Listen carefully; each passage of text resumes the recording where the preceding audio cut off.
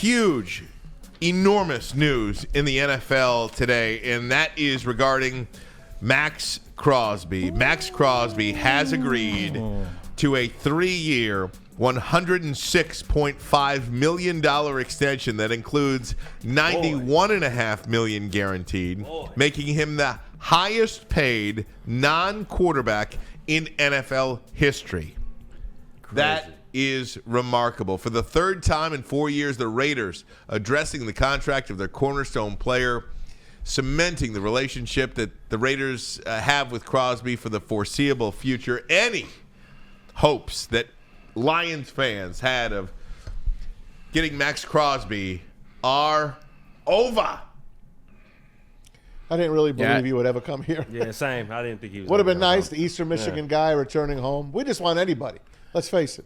Yeah, it's, at the end of the day, Mark Davis isn't necessarily the smartest owner, but one thing we knew was going to happen, that he was going to retain Maxx Crosby. Maxx Crosby hasn't even entered his prime yet. He's still young as I don't know what, and he's very passionate about the game of football at that position. And even that team, that organization, he doubled down a couple times. If you remember last year during the season, said he was a Raider. He's not interested. They asked him about Detroit. That was all fun and games, but his allegiance was always to the Raiders. If you're Tom Brady, you're coming to this new franchise, and you're trying to get this thing rocking and rolling, you got arguably one of the top 3 players at that position in the league. Hasn't entered the prime yet. You can't afford to let pieces like that go. I know we're looking at the Raiders, and they're not looking that way. They want to remain their cornerstone. Like, this is the player for them that puts butts in the seats. You got to make sure you get him back.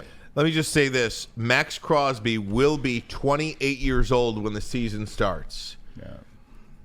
Myles Garrett will be 29 years old when the season is over. That's interesting.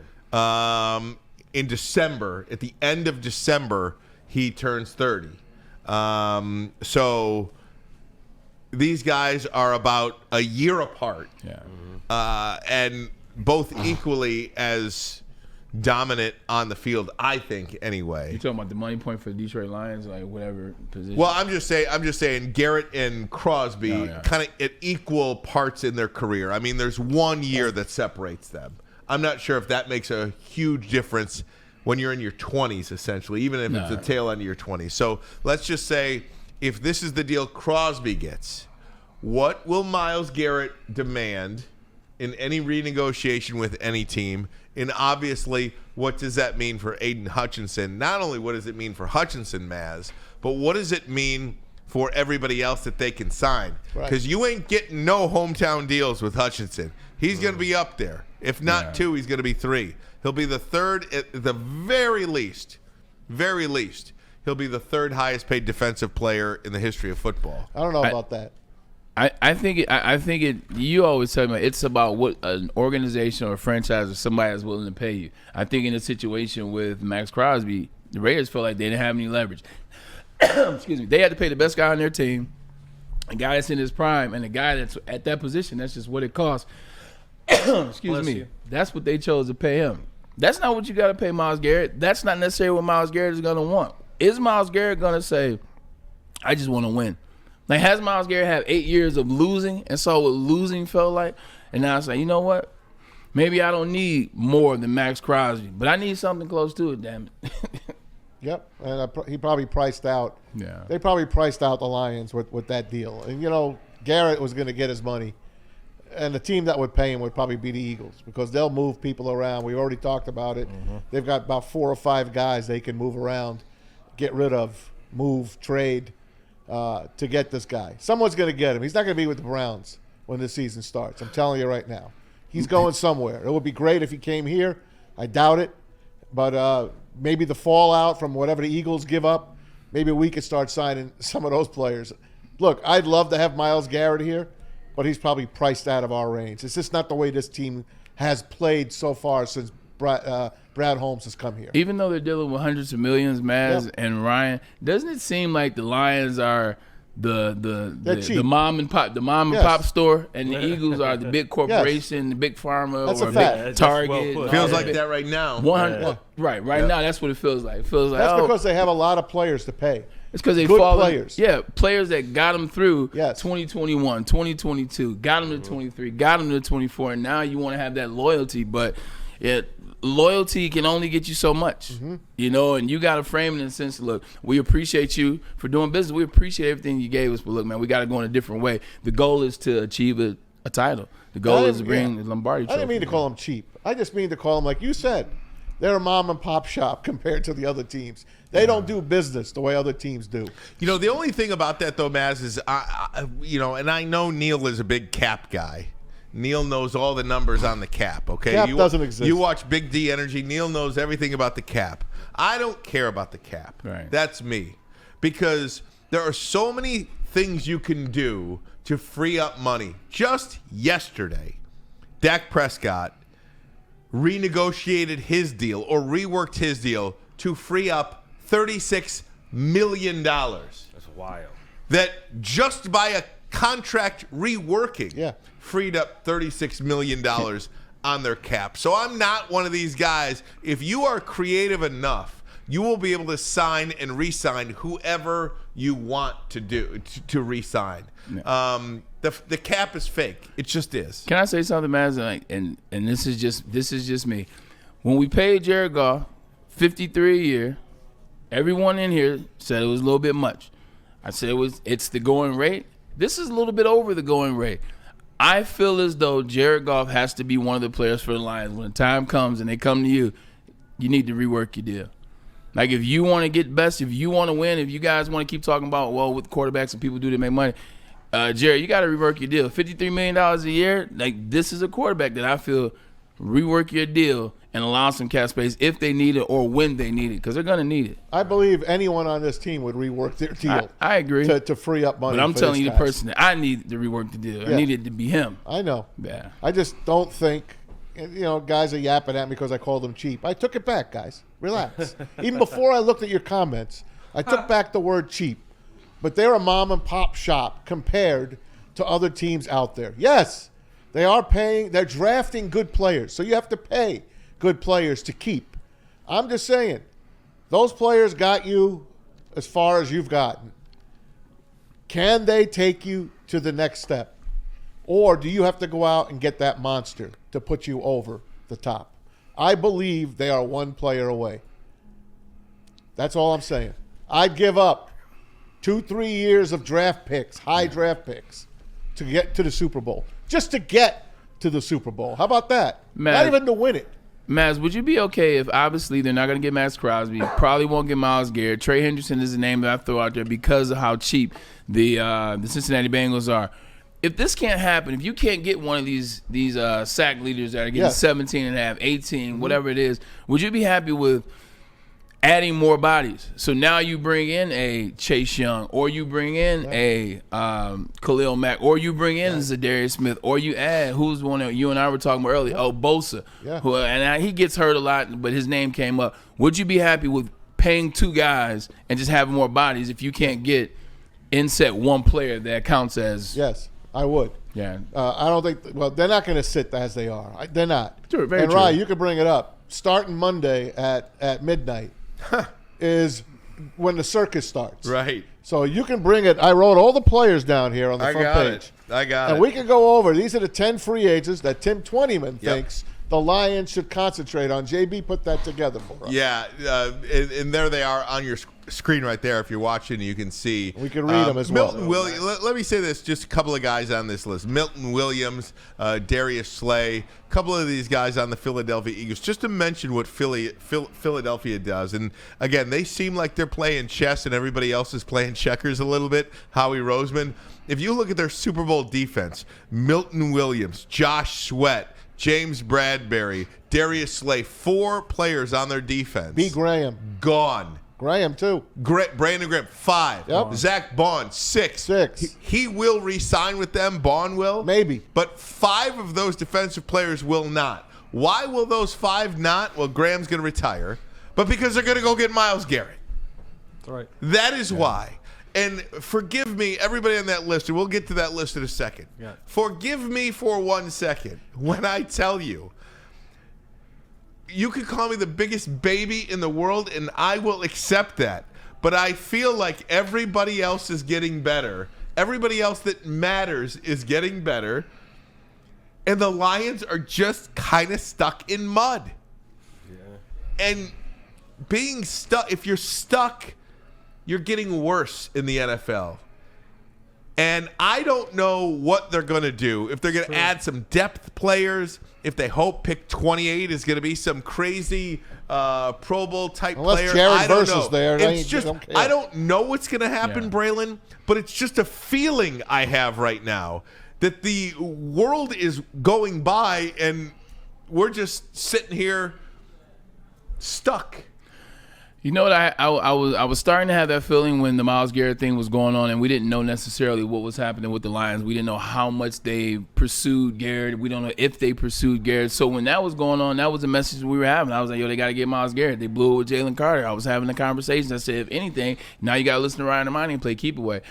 But now that you find out, and let's just say that it's real, now that you find out how heavily they pursue Myles Garrett, now that you found out that they really know that they need to make a move that strong on that side of the ball, I think I'm going to take a pause because you'll be able to talk to these players in how long?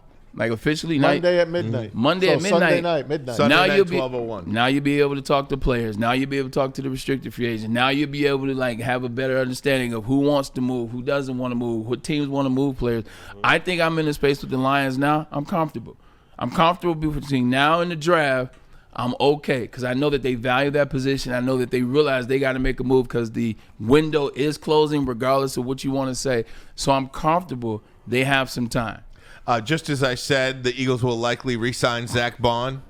1 minute ago, Adam Schefter, the Eagles are re-signing all-pro linebacker Zach Bond. 3 years, $51 million contract, $34 million of it guaranteed, an additional $1.5 million in incentives. So 34 of the 51 guaranteed. Here you go. It's all cap related.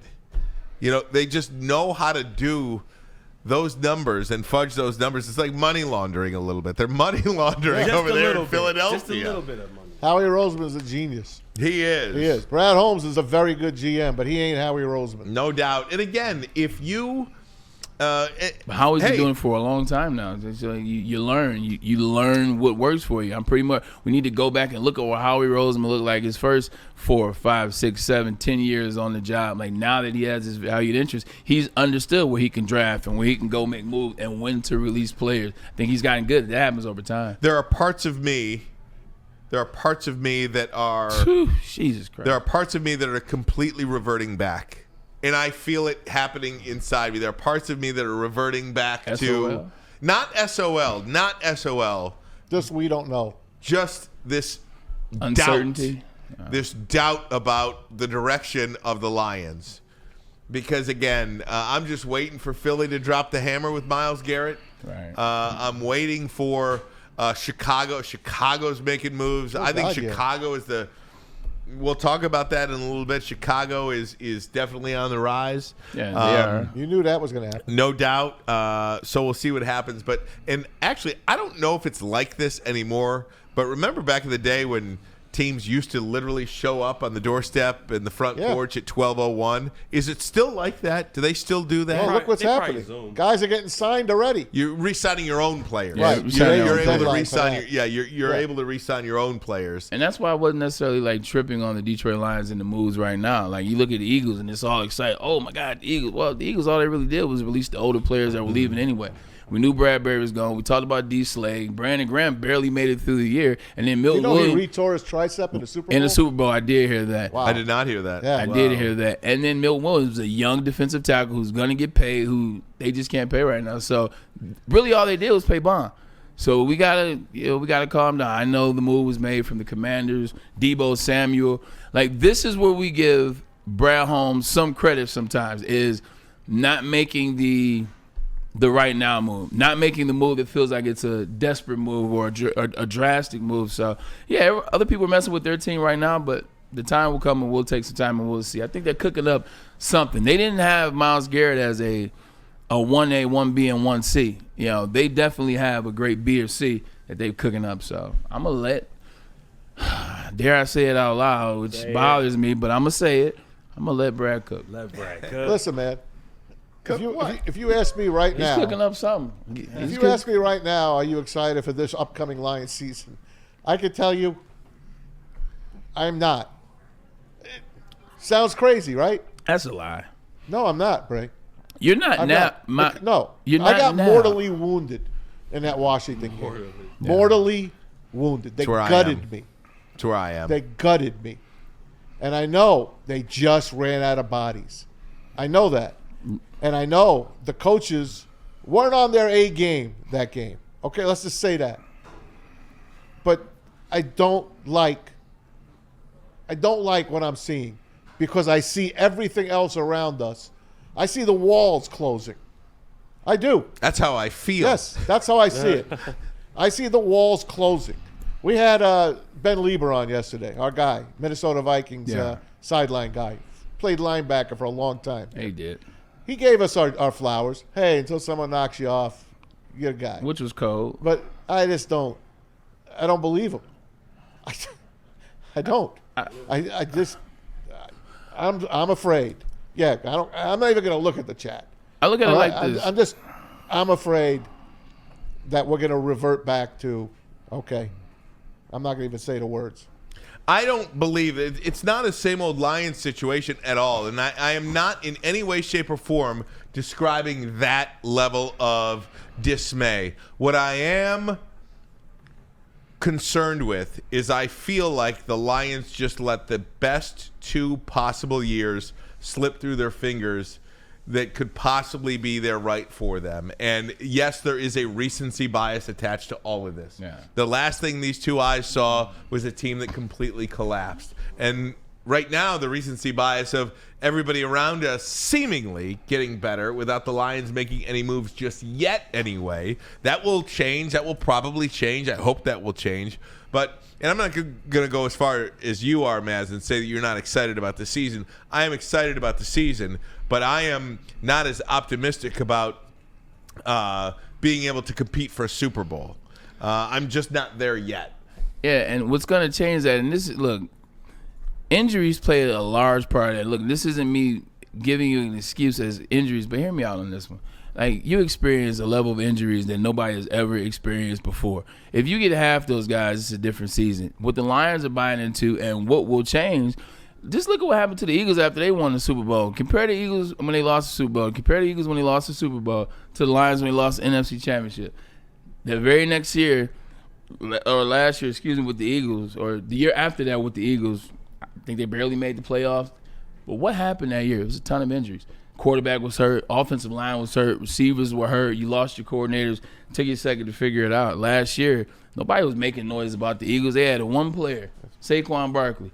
And then look what it did to that team. I think if you relax, the injuries played a major part. And that's what Dan Campbell knows. He's going to fire these guys up. Now that they lost, it's not going to be an easy offseason for this Detroit Lions team. Dan Campbell's going to make sure of that. He's going to make sure that they know they lost in the second round of the playoffs when they were favored to get to the Super Bowl. It's going to be hell to pay. But I guarantee you, you get these injuries back, you get these players back, you get that spirit right. I think this Lions team, they're going to be in to show you something. Rando Smalls, $5. Why isn't a healthy Hutch and Zadarius Smith an improvement from last year? Maz, got to forget what happened. Closer mentality. Have a closer mentality. I'm not there yet because I don't know what to expect from Aiden Hutchinson. I just don't. I expect the best. But you're also assuming that there's going to be no other injuries this year. Yeah. You know, that's why this all hurts. You don't know if something's going to happen. To heaven forbid, I'm not even going to name the player because I'm not going to put it out there. But it won't be 23 injuries. It can but be. If it's the wrong one. Correct. If it's the wrong one injury, that's all it takes. Well, that's every year. Exactly. That's the point. Right. You're absolutely right. It's every year. So when you get as close to that end goal as possible, to have it slip through your fingers and not take advantage of it, it's unsettling. As far as Hutch, Brando, the comment about that in terms of Hutch and Zadarius Smith, it's because, one, Zadarius Smith has always been what he was on the other side of a great defensive end or rush end.